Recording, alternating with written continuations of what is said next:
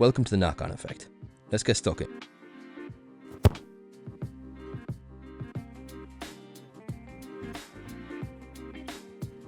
So today we're looking at every URC team's most important player ahead of the upcoming season, starting with Benetton. Easy one here, Malachi Fekitoa. Benetton had a decent season last year, finishing in 7th. This was absolutely influenced by the World Cup winning All Black. He's as solid as a rock in the midfield, physical carries, hard to put down, and a wealth of experience.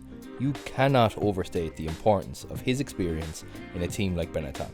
If the now Tongan international can depart some wisdom to his Benetton teammates, they will surely continue to reap the rewards.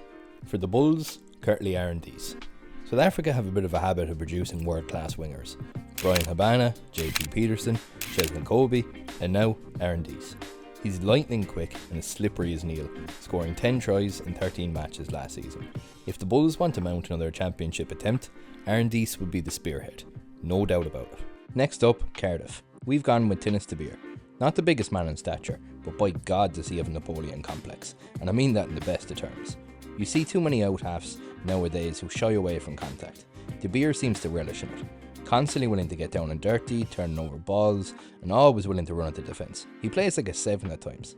If Cardiff were to climb the table this year, De Beer would be the man to thank. At Connacht, we've none other than Bundy Aki. In Paris, Bundy enjoyed a terrific World Cup, scoring 5 tries in the competition and being nominated for Player of the Tournament.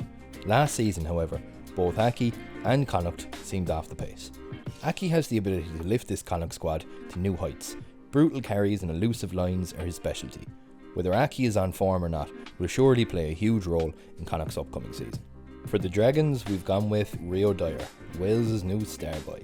At 24 years old, this season will be massive for Dyer, the Dragons and Wales. He has shown moments of excellence and certainly has the ability to light up the URC with his electric pace.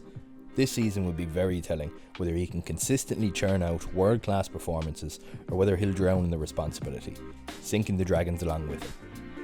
Edinburgh up next, another easy one, Ben Healy. When Healy left Munster last summer, many questioned whether he had the ability to lead the line of a URC team. Asked and answered. Healy was the leading point scorer last season, scoring 175 points, as well as the most metres gained from kicks. Healy and Edinburgh were made for each other. The direct style of play and robust pack will be driven around the park by the boot of Healy next year. If the likes of Van der Merwe can be a little bit more clinical, they will do damage. At Glasgow, we've none other than Johnny Matthews. Now hear me out in this one. Matthews scored 14 tries last year, including 2 hat-tricks and a record 5 tries in one match. He was utterly lethal from the base of the maul and equally impressive in open play. He was solid in his line-out throws, and his overall contribution undoubtedly helped drive Glasgow to the URC title. While the Warriors might have better individuals in the squad, 14 tries from a single player is monumental. Be it Matthews or someone else, I think Glasgow will struggle to retain the title without another massive contribution from somewhere else. Leinster an interesting one. We've gone with Jordy Barrett here. Bear with me. Leinster have been top of the pack for the URC and Champions Cup for years now, but they often fall at the final hurdle. Barrett offers a clinical edge, experience, and perhaps the missing piece to allow Leinster success in URC and in Europe.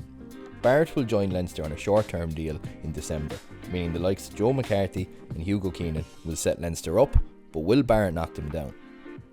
At the Lions, Quain Horn, another really exciting prospect. At 23 years old, could this be his breakout season? Horn is an electric fullback, great under the high ball, fantastic positioning, but above all else, he knows how to hit the back line at pace. 7 tries and 17 starts last year gives him a fantastic base to build upon, and I think there's going to be no holding this boy back.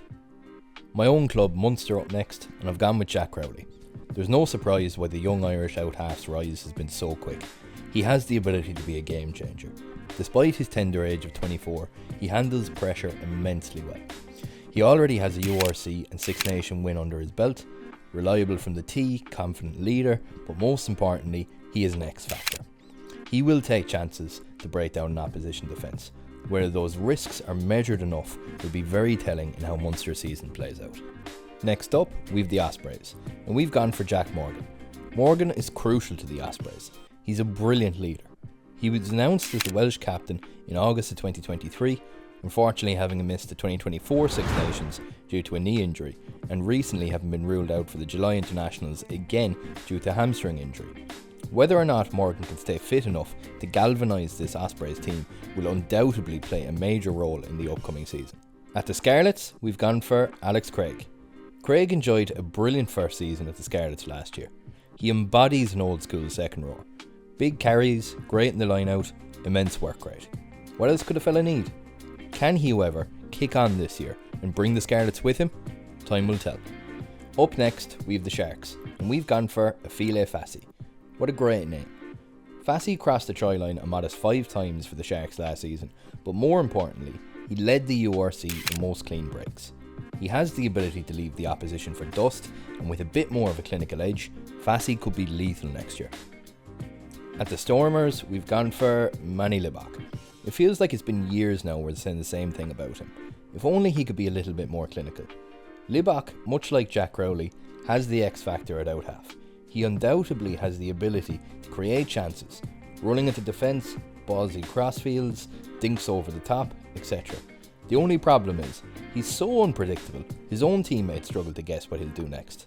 If he can tighten up his creative play and be a little bit more consistent off the tee, his potential is unmatched. Standing up for the Ulster men, we've gone with Aidan Morgan. Ulster underperformed by a country mile last season, at times looking lost.